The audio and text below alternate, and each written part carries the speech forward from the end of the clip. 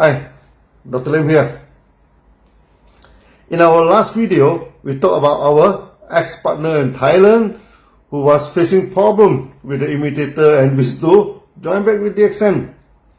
Between Malaysia and Thailand, there is a duty-free zone where people from both countries can come to shop, play golf or enjoy good food without the need to chop the passport. We meet at a duty-free place and I do not want to risk anything to meet them in Thailand. During the meeting, they told me the problem faced by them.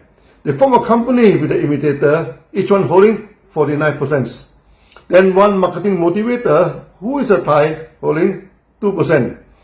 Then they soon found that the products from the imitator were deteriorating and no longer effective. Before that, when they visit the office of the imitator, they found that there's a lot of DXN products was there. The imitator told them they were the supplier of DXN. At first, the ex-partner believed the rumors.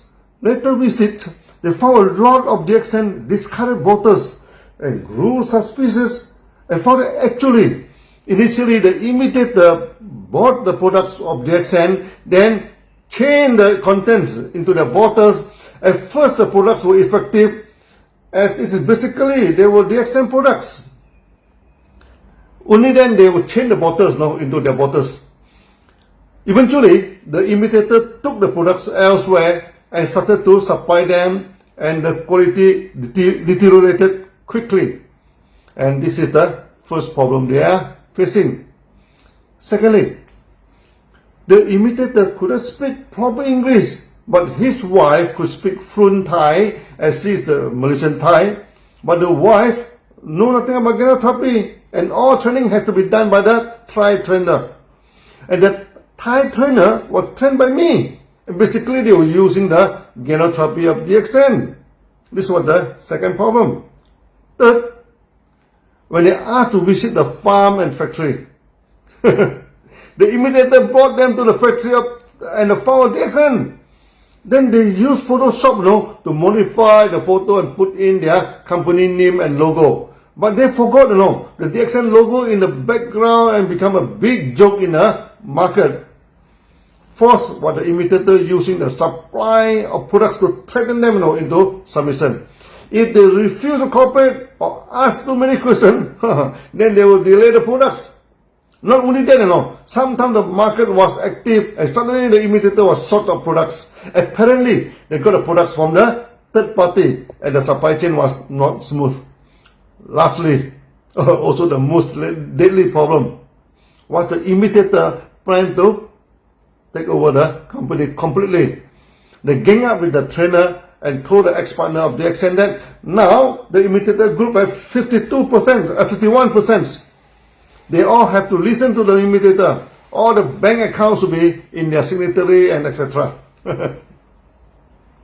I was on my last date after listening to his problem. I thought he must be an idiot as when he joined hands with DXN, he was a major shareholder. Then why out of a sudden join hands with some imitator and become a smaller shareholder? He told me he was influenced and cheated by the imitator. That they hold the technology and supply it to DXN. And the owner of the factory and the farm of DXN actually is by the family and not by Dr. Lim. And show them the fake certificate that they were the owner of the farm and factory and DXN only owned the marketing company. I told them he must be an idiot as in Malaysia, you can go to the ROC to check who is the owner of any company, how much the sales the company is making, and how much tax the company is paid.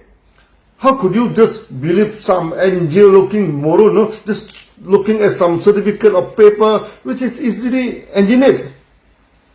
About the share, he told me the imitator promised him he could run the company freely. And before, after joining hands with DXN, under the one world, one market policy, changing a marketing plan was totally prohibited. And changing a label will need to be approved by the HQ. Now the imitator promised heaven and earth to them. They were free to change anything of their liking and have 100% freedom. I told the ex-partner, many so-called MLM companies were not trustworthy at all. During the OPP, painted a very rosy image of the company when you join them, like Pasu. The real scenario was not what they promised. At least DXN, we comply with what we said. No, we never break our promise. When the imitator finally knew I terminated the ex-partners, then the true color started to emerge. First, they gang up with the Thai speaker who hold 2% and claim that they are the majority shareholder now. Next, they wanted to control the bank account and all the computer data. If anyone refused to cooperate, then they will stop the supply of the product to them. I never saw such a stupid company like our imitator. First, the JV with some local partners, then try to grab the controlling power from them. Later, I can tell you, how they fail in Philippines, Indonesia, Middle East, Latin America, even in Asia Minor. Everywhere DXN went, they must follow. And they could not compete with DXN in terms of technology and marketing skill. Then they always created fake stories and rumors. At the end, members found out about that, and their partner always broke up with them. Then many of the members joined DXN. Then we leave it to the future storytelling, very entertaining for your coffee time. Come back to our poor ex-partner. He wanted to join hands with DXN again. I flatly rejected him. I told him, he has shown gun to me and it is too risky for me to join hands with him. Just like Pasu, he requested again and again. At the time, the Taiwanese company were facing serious competition from DXN and losing the market. They also contacted them to form a new company. There were a few new imitators of DXN and they approached them too. My brother Bundy was around during the meeting. He told me if we do not accept them back, the imitator and other competitors may chip in. I never worry about imitators or competitors. Come as they may, and let us compete squarely in the market. The meeting failed and I refused to accept them back. Then they continue to request Bundy to come back to DXN, and my relative in Thailand also came to know and told Bundy. Many of the leaders making tons of noises and wanted to follow back to DXN, and openly said they wanted to be trained by me again. This was a difficult and tricky situation. That time I was focused fully in Indonesia and very reluctant to handle the problem with Thailand. And we already started a new DXN Thai and 100% handled by the HQ, and the sales are picking up.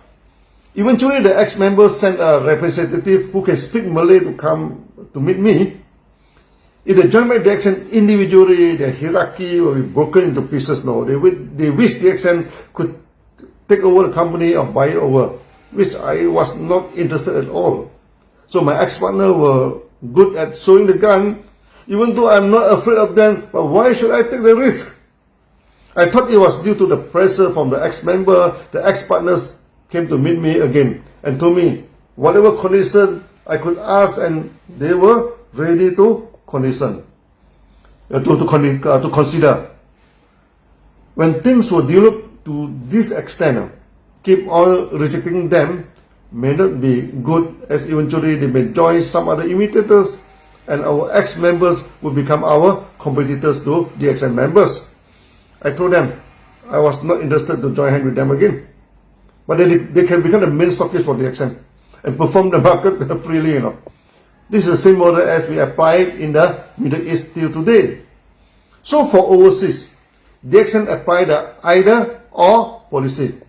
Either the bunch is 100% owned by DXN or 100% the main stock agency, so that our one world, one market policy can be strictly implemented. So if any agency they try to challenge this one world, one market policy, we can remove them. Many people took the one world, one world, one market for granted.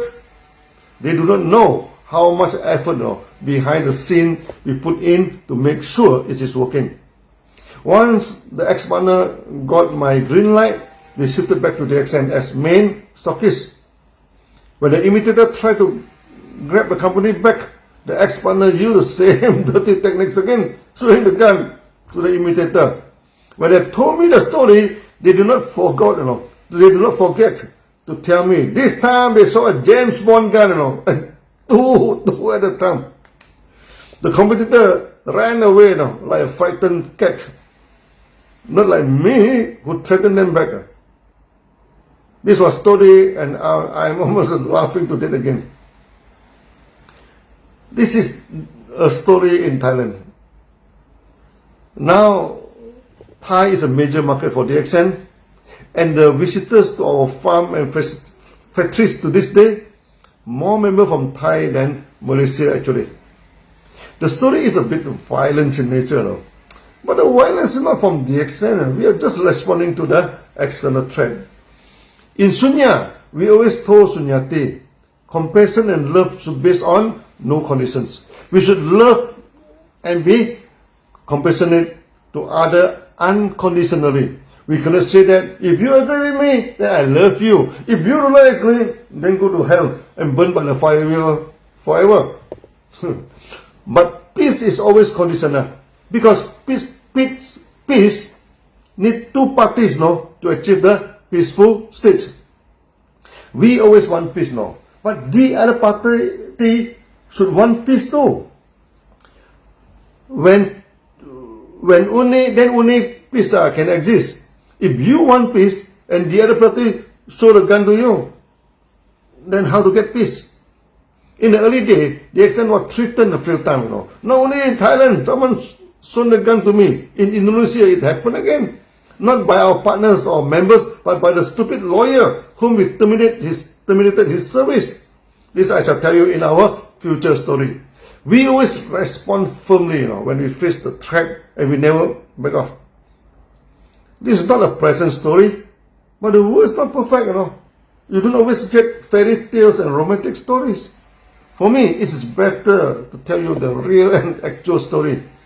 Then you can see how imperfect this world is.